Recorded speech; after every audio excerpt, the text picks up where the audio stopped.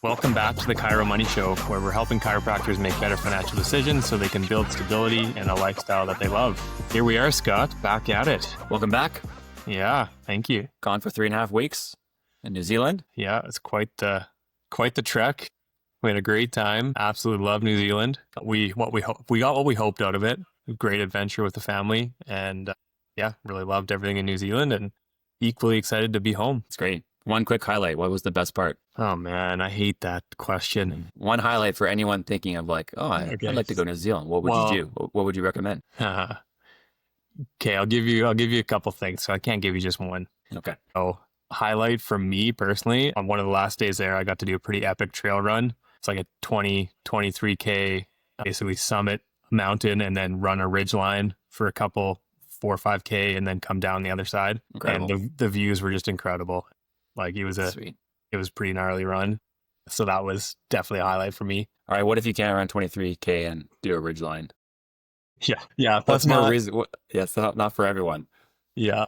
Well, there's definitely lots of like outdoor activities, and that's part of why we wanted to go. It was spring there. It was nice, 20 degrees most days, and I spent a lot of time outside and just enjoying the weather and the difference in the environment. And honestly, the lakes, clear water, like clean, like whole country, clean, the oceans, everything incredible. Other highlight would be stand-up paddleboarding. That was near Abel Tasman, tip of the South Island part of me. Just crystal clear waters. We felt like we were in like Thailand or something. It was crazy. Just pure blue, bright blue waters and cliffs, right? Like paddling beside these cliffs and little islands and stuff. And that was definitely a highlight as well. Love it. Well, while you were away, I did my first solo pod, had to fill in the gap while you were gone. So took a stab at that. The topic last week was kind of investing. In particular, we're talking about biases and kind of just behavior around investing. Mm-hmm. Let's just kind of continue that conversation today and dive in a little further about the topic of investing. Listeners, what we're going to dive into today. I felt like this has been a long time coming. I think we're 9-10 episodes in and we're finally talking about investing. It's a good thing, but I think people have been waiting for this. Like, I don't know. I get the impression that investing is like the sexy part of financial planning and like building wealth, like for sure, that everybody likes to talk about. We have TV channels, YouTube channels, all kinds of stuff just built to give people information about investing because it's sexy. Some of it good advice, some of it awful advice, 100%. Everything in between. Some of it like, wow, that's interesting. Some of it is just absolutely cringeworthy as well. Think of our friend Carl Richards, friend of the show, that of course terms of the financial pornography network. It's the stuff that just like it's built to just the headlines are built to play to our emotions and make us feel like we need to know what's happening in the world. If you don't pay attention, you're not going to get good investment returns. Oh man, what a thing. So just like you said, we're 9-10 episodes in and we're only just starting the conversation around investing. It's actually pretty similar with kind of the journey we take new clients through when they onboard with us, is that we don't start right with investing. Like we want to talk about the practice and cash flow and the big picture and all these different areas before we start implementing the idea of like, here's how we're going to invest and the strategy and how much we're going to invest and why and to what accounts, et cetera. And we take those clients before we even make recommendations. We take them through what we call our investment 101. Today, we're going to go through kind of, at least from a high level, what our 101 looks like for our clients and break this down into a mini podcast episode. And early in that 101 presentation, we basically start off with the whole question of why we invest. Like, why do we invest in the first place? So let's start there. How do you like to tackle that question? Yeah, I think it's pretty simple. Like we draw some comparisons to, the price of common goods, household goods like milk or bread, and look at what those cost 50 years ago and look at what those cost now. And that quick little comparison is an introduction to inflation. Inflation, for a quick example, the cost of goods increasing over time, and inflation directly erodes our purchasing power. So if you have $100 in your bank account and it's just sitting there earning zero interest, or maybe it's under your mattress, something like that, essentially you're losing purchasing power over time if you're not investing and growing that money to at least pace inflation, right? Yep. $100 at the grocery store in a year from now isn't going to buy you the same basket of food that it would today, right? Yep. So in order to combat inflation, we need to start thinking about how do we combat it, and that's through investing, right? And to so further there's that, kind of, yeah, before we move on to that, I think we need to think about the reason we're investing in the first place. Obviously, we want to keep pace with inflation. We don't want to erode our purchasing power. We think of investing, we think of the long term, whether you want to call that retirement or financial independence, or we can call it your way to buy your freedom, flexibility, time. That's when we think of investing, we think of the big picture. And so if you're a 30, 40-year-old, we're talking 30 years in the future, maybe. If you're a 50-year-old, we're still talking 20, 30, 40 years in the future, right? It's all big picture stuff. It's not short-term investing. Essentially, we want to replace your earned income at some point in the future with ideally a portfolio or an investment account that can keep up with inflation and maintain your lifestyle when you want to make work optional and become independent of having to go to the practice every day. Yeah, exactly. And simply put, saving money alone won't fund your financial independence. Potentially could, but you'd have to save a whole lot more, right? Right. Yeah. You'd have to save, 5, 6, 7x. Yeah. The what example you typically would have to, right?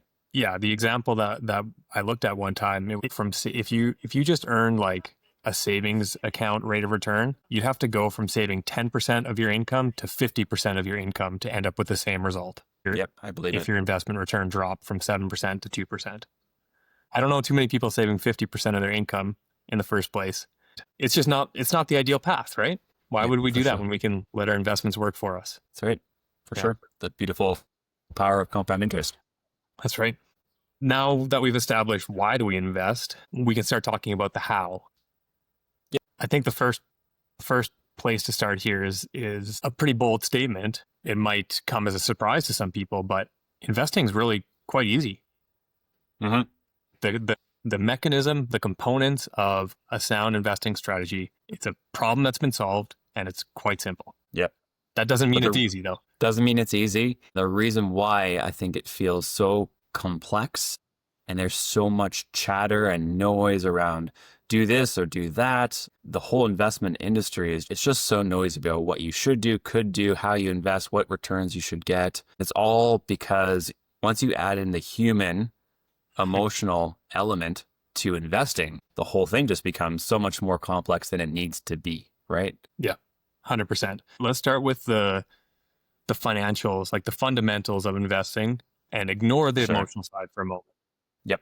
Right. So 3 quick things we want to establish. First of all, you can't beat the market and you also don't need to. And that's a very bold statement, but I stand behind that. If we look over a long period of time, say 10, 20, 30 years, the fact is like 90 some % of professional active fund managers underperform the market. So a few things here before we continue on this. First of all, Chris, what do you mean by saying the market? You hear that term a lot. Oh, I outperformed the market. What do you mean by that? Yeah. I think the easiest comparison maybe is to say like the S&P 500, because that's probably the most popular kind of indice around. Yep, I would agree. Right? A lot of people have heard of this. This is the top 500 companies in the US, essentially, or collection of. That would be like, say, a market. If investment fund or an investment manager has a mandate to track and try to exceed the returns of the S&P 500, that would be what they're trying to do. They're trying to beat what the average return is that the S&P 500 delivers in that given year. Sure. So if the S&P delivered a 10% return in 2025, for example, an active fund manager's job is to produce the investors a higher return than that. A fair way to describe it? That's a fair way to, like, oversimplified for sure, but a fair way to say it. Yeah. When we look at like a professional that they've dedicated their whole career towards that task of like understanding the markets, trying to make educated decisions and beat the market. And over the long term, over 90 some % of them don't do it. What chance does that leave for an individual investor like you or I? For sure. Yeah. If the pros can't do it, who's to say that, John and Sally, who's running their practice, can't go and buy some individual stocks and outperform the professionals when the professionals themselves can't do it over an extended period of time. Exactly. Right? And I mean, we can look at so many examples here, but Warren Buffett is a pretty common one, like widely regarded as one of the best investors of all time. Yep. And his comments are quite simple, like you should just own the market and that's it. Okay. And when you say own the market and buy some individual stocks and outperform the professionals when the professionals themselves can't do it over an extended period of time. Exactly. Right? Hey, before we keep going, if you've been listening and thinking, I could really use some clarity around where I truly stand with my finances, we've got you covered. Take our free financial clarity assessment. It only takes about 5 minutes, and you'll get a personalized scorecard showing exactly where you're strong, where you might be spinning your wheels a little bit, and where to focus next. You can head over to alignwealth.ca or just hit the link in the show notes. All right, cool. Back to the show. I mean, we can look at so many examples here, but Warren Buffett is a pretty common one, like widely regarded as one of the best investors of all time. His comments are quite simple, like you should just own the market and that's it. Okay.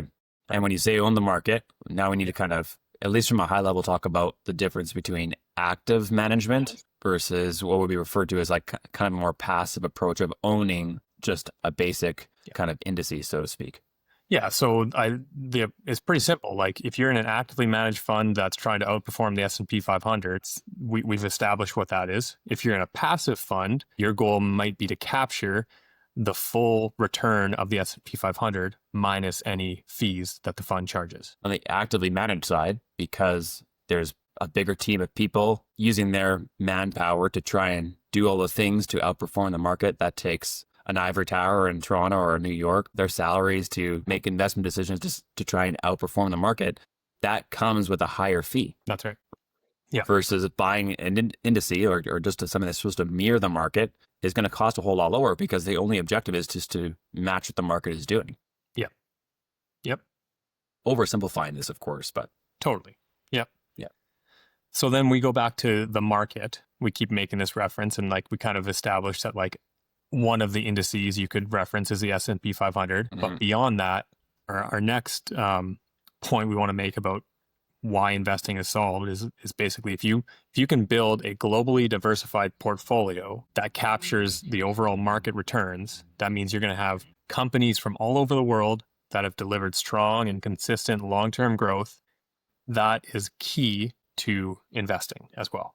So we all know the phrase like don't put all your eggs in one basket, right? Yep. We can apply that here in many different layers. We can say, well, don't have all your investments in one company or one stock. Don't have all your investments in one country. Don't have all your investments in one particular segment of the industry, such as like oil and gas or just financial companies or just tech companies, etc. Globally diversified, balanced portfolio that just is a passive approach to capture whatever the market's return in a given year. for sure.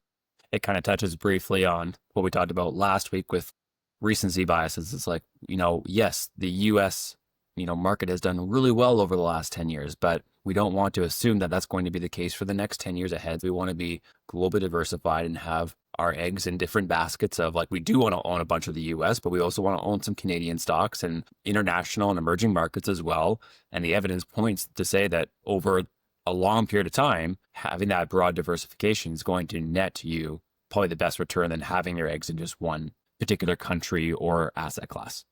And quick little tidbit here, like most of our listeners are Canadian, we're assuming. Canada makes up about 3% of the global market. If you just look at the market capitalization or essentially the value of the companies represented on our stock market. As a Canadian, it doesn't make sense to have 100% of your investments in Canada because you're missing out on 97% of what happens in the world.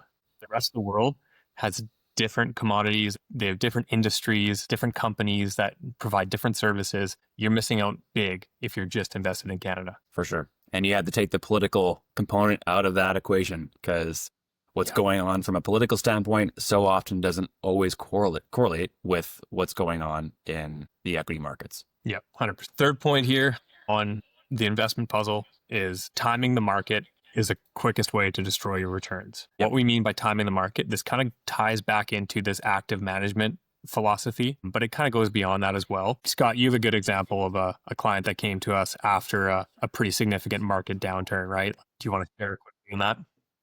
From a really high level, I had a client come to introduce himself to me back in May of 2020. This was 3-4 months past the really kind of early days of COVID. If for some of our listeners, if you weren't aware, like March of 2020 is where the market went down steep and fast. I think it was the fastest 3-week drop in market history, if I'm not mistaken on that. And he got to the point during that drop where he said, you know what, I just can't take the pain of this anymore. Could this get worse? So he sold out of the market, took his entire portfolio, went to cash, essentially crystallized a very large 5-figure loss, and then sat on his cash for a couple months. And eventually we crossed paths a few months later in May of 2020. And at that point, the market had fully recovered. He missed that full 3-4 month ride back up. And of course, it's all hindsight, right? You don't know what you don't, like you can't predict that journey back from its lowest point to the highest point could have taken, in some cases a year or two to get back to where it was. But COVID was a unique situation where it kind of went down went down fast over a very short period of time. Then it also came back quite quickly as well. But in that perfect example of like panic, let emotion get the best of him, sold, crystallized as loss, and perfect example of like trying to time of like when to get in and when to get out. Yeah, exactly. There's a bunch of reports that we've referenced in looking at this investment 101 with our clients. And I think it was like over the last 50 or 75 years. And it was This just is 25 years in this one. Okay. So it's missing like the best couple of weeks of a 25-year period, dropped your returns so significantly. It wasn't like 20%. What we have here is you would have lost 16.5% of your total wealth just by missing the best week in the market over that 25-year period. And then it just gets dramatically worse. You can't afford to be out of the market because nobody knows what the best or worst weeks are going to be. Yeah. You don't need to make that decision. I think the key point we want to drive home here, you don't need to watch the markets and try to time when to buy and sell. When you take the investing approach that we take, which looks at the long-term future, building for 30 years from now, or for 20, 30 years of retirement, even if you're close to retirement, you still have a 20 or 30-year investment timeline in front of you. We need to be patient and stay invested, not selling equities or selling anything, over the years. Really, you're just adding, Exactly. buying more, accumulating. One day, yes, those assets that you've built will be part of your income plan, your income strategy for retirement or financial independence, whatever you want to call it. But that's such a small part of the picture in the future. In the accumulation years, we're not thinking about selling ever. I had to bring up, was listening to the Wealthy Barber podcast this morning, and Dave Shilton had Morgan Housel on his show, the author of The Psychology of Money. I think it's actually now the third most popular finance book of all time now, is what he was saying. Wow. But he was asked at the end of the show, Dave said, Morgan, what's like the number one piece of financial advice that you just don't like? Morgan Housel said the phrase that he dislikes the most in the finance space is buy low, sell high. And he said to replace that with buy often and hold forever. Yeah. Right. When we talk about like buying and selling, like you're already setting up your human psychology to think about like, we have to trade, we have to transact in order to have a successful investment strategy. No, I disagree. And I completely agree with Morgan's point there. Like buy and hold forever. Great plan. To recap, investing is a problem that's been solved. It's been proven with so many studies that you cannot consistently beat the market long-term, and you don't need to. A globally diversified portfolio is what you need, and you need to stay invested. And we should have in here lowering fees as well. We kind of touched on that with the passive approach having a lot lower fees than an active approach to investing. Fees are a huge component of the investment strategy as well. Yep. So should we shift gears and talk about, investing is simple at the end of the day, but doesn't make it easy. And that's because of the human element of it. And that's where our emotion kind of plays such a big role in investing and having a successful investment journey over the decades. So why don't we go there, Chris? Love to share kind of the common phrases or thinking and also emotions that are related with the roller coaster that is investing, because we are going to see ups and downs in investing. It's just inevitable. Like if someone asks if a market crash is coming, if someone asks us that, our response is usually yes, it is. Right? Like We don't know when, don't know when, but it's coming. but it will. Yeah, Yeah. And for are sure. we at an all-time high? Yeah, maybe. Is that going to continue? I don't know. Maybe. But at least to start with, I think anytime someone starts investing, there has to be some form of optimism. Otherwise, why would you start in the first place? Right? You have to have bought into the idea that investing is going to grow your wealth and feel optimistic that you are going to have some positive returns. Right. And so sometimes people might think like, okay, this time it's different. Like this is a good investment plan for me or a good thing for me to invest in. And they start out with some optimism. Okay. Let's say from there, markets go up. Maybe they go up and they go on a huge run and, things are up 20, 30%. And the emotion that comes with that is maybe it's elation. It's like, oh man, the market's amazing. Or maybe it's like someone that's investing in an individual stock. This company is amazing. Tesla is just crushing it. I love this company. And maybe they feel great and maybe they want to buy more at that point even if they're feeling so awesome about their strategy. Yeah. Greed can come into the equation there too, right? Greed totally could come into the equation. Yeah. Then let's say things start to go down. So we're back like from that high that we saw, maybe we're back down to about where we started with the value of our investments. This is where we start to feel maybe nervous, right? Maybe it's like, oh, I'm not so sure on this. People start second guessing themselves. And maybe that results in like, hey, I should really be checking my portfolio every day because what if, right? Like I should really stay on top of this because maybe I can have some control over the outcome if I know what's going on. Keep the finger hovered over the sell button, right? Yeah, exactly. Just in case I get some sort of indicator from the news or someone that now's the time to get out. Exactly. Yep. Right. Then what if it keeps getting worse from there? It's COVID. Yeah, say it's COVID. COVID, March 2020. You see your portfolio drop 30% in a matter of a couple weeks. What are you feeling at this point, Chris? Anxiety. Fear of what? Fear of loss. Fear of I'm not going to be okay. Fear of I'm doing something wrong or, I don't have faith in the future.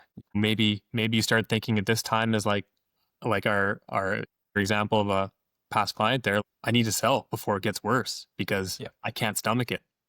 Yeah. Right. And then from there, I'm sure there's lots more emotions people are feeling at that point. Like we're not trying to downplay that. This is a real thing that happens. We all go through this because the market goes through these cycles of ups and downs. It's inevitable. Right. From there, maybe things recover back to kind of about par with where you started out on your investing journey. Maybe that optimism returns again. We think, hey, maybe this time it's going to be different.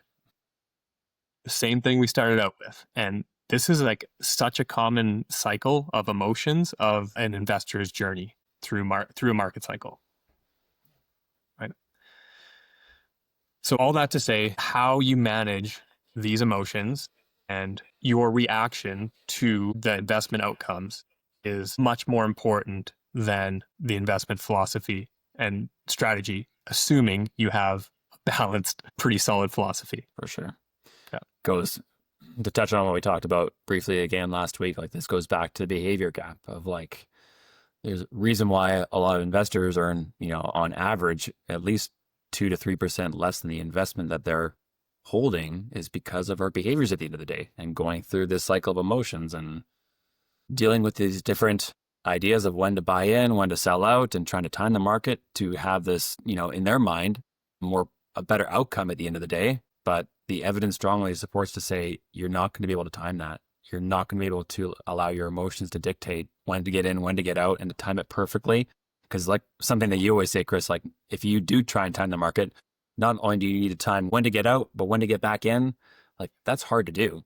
Yeah, like you said, the professionals can't even do it. Right, exactly. It's so hard. You have to get right twice. Like getting it right one time doesn't equate to anything. Like if you get in or out at the right time once, you're still no further ahead. You need to do that twice to be able to actually achieve a market outperformance. Mm-hmm. And then multiple times potentially if you keep that cycle going on for decades. Right.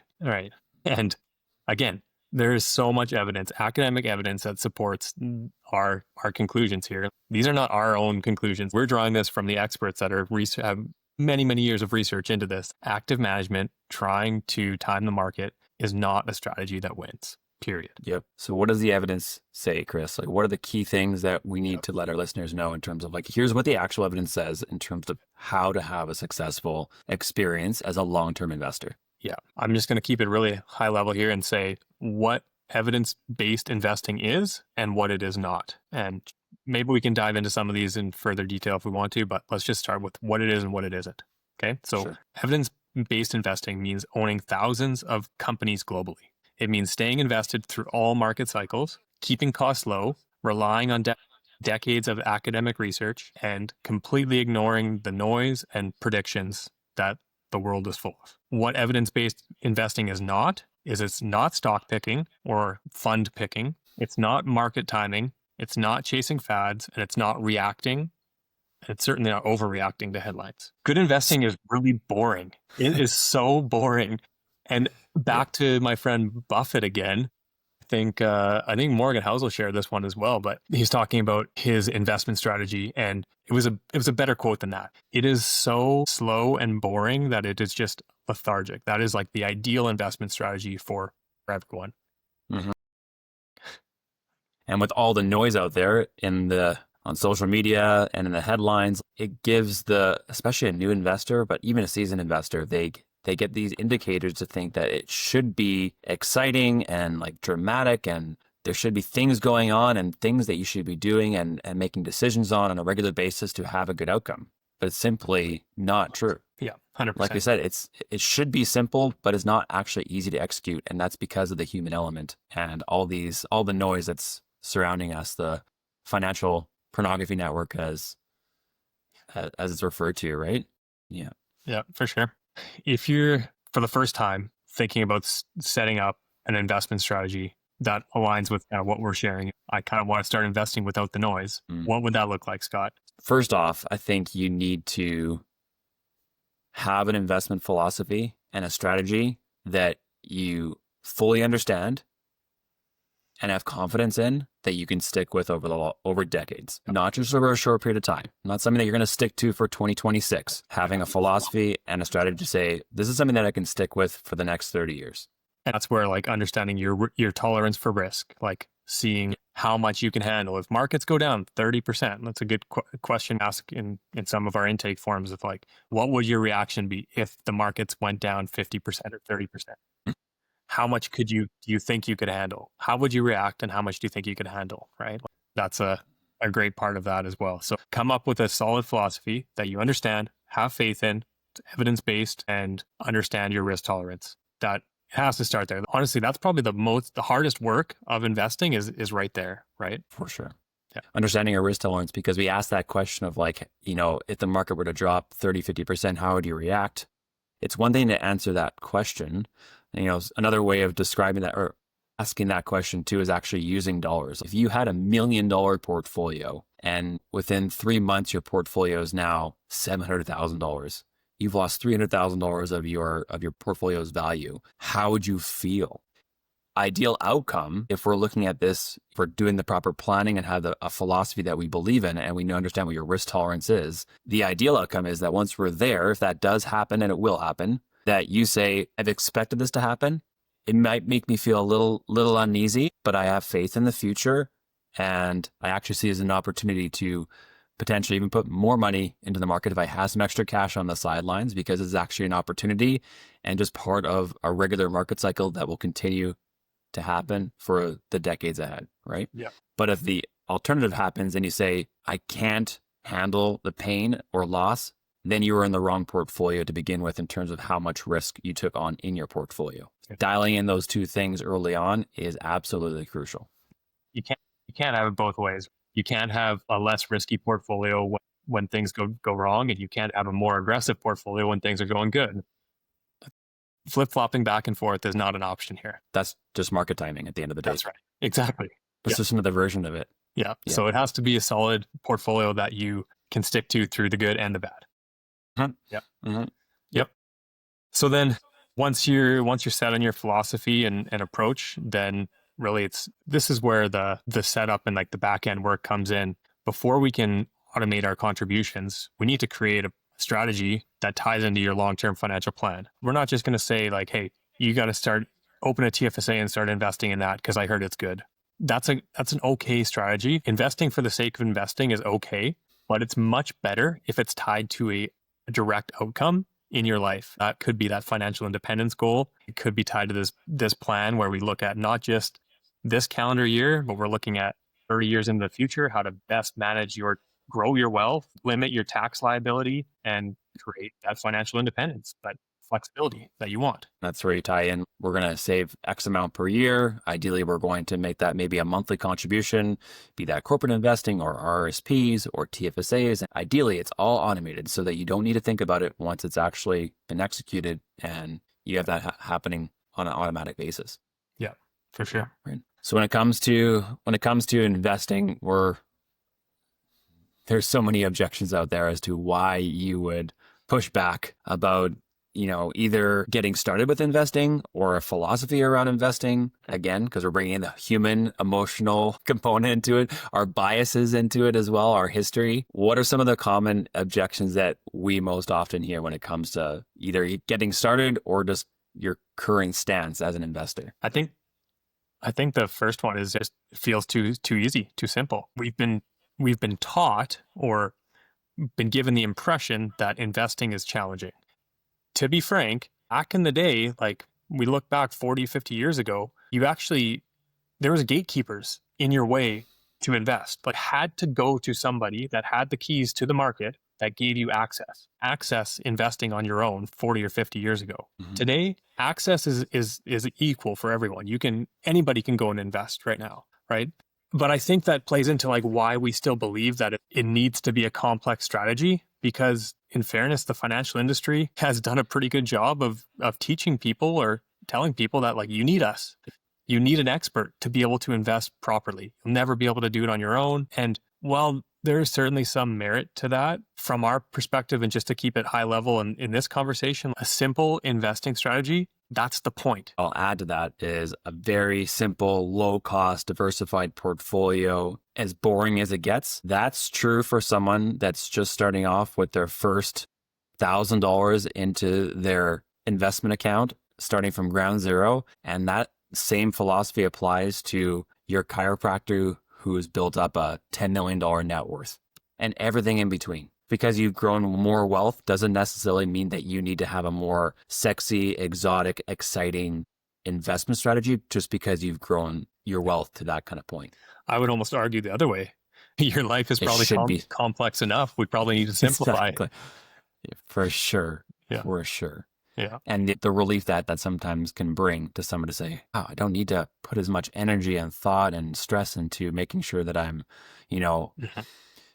if you think you're doing things to optimize and get bigger returns, but we're saying the evidence clearly supports that's not the case. It could be a lot more simple with a better return and better outcome at the end of the day too. What's next, Scott?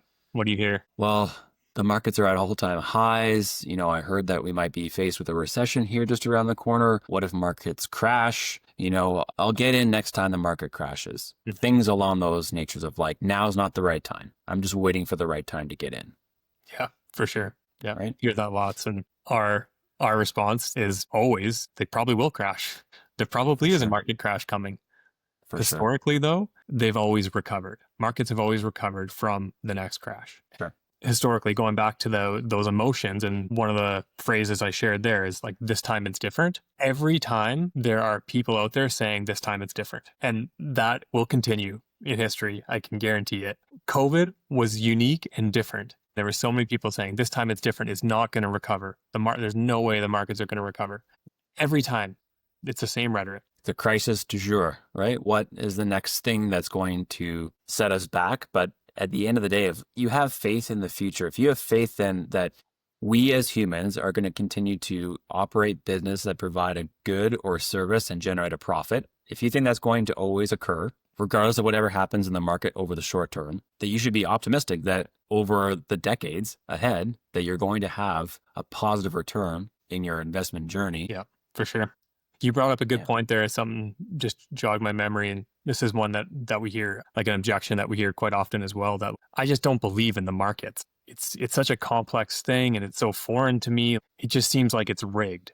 Some people come to us with that belief that just like, I've never understood it. My family didn't talk about investing and it's not something I know. It sounds like it's something completely out of my control that is just too complicated to understand. Well, there maybe is some merit to that. And, we all come to this point with different backgrounds and that's all valid. I think the way you said it there, like at the end of the day, investing in the market is an investment in a real company that exists to provide a product or service to the consumer and make a profit in doing so. If you are an investor in that company, you will have a portion of the profits that company makes. For sure. It's just like a lot of our listeners who run their own practice, right? They are owners in a business that provides a service to generate a profit. We're just doing essentially that, but on a much bigger scale across ideally 13,000 companies across the globe in all the different industries, right?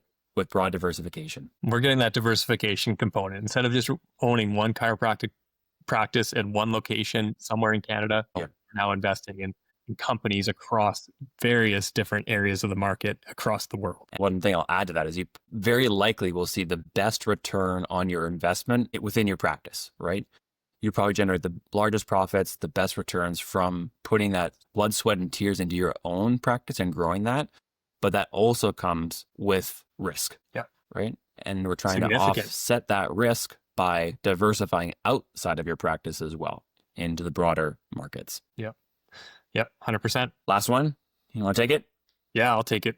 But what if, my advisor I've been working with, they've beat the market for the last 3 or 4 years. Or my friend invested in this thing and it's done amazing. It's got way better returns than the market could give. We hear this all the time, whether it's an individual or a different advisor that still believes in market timing and active management.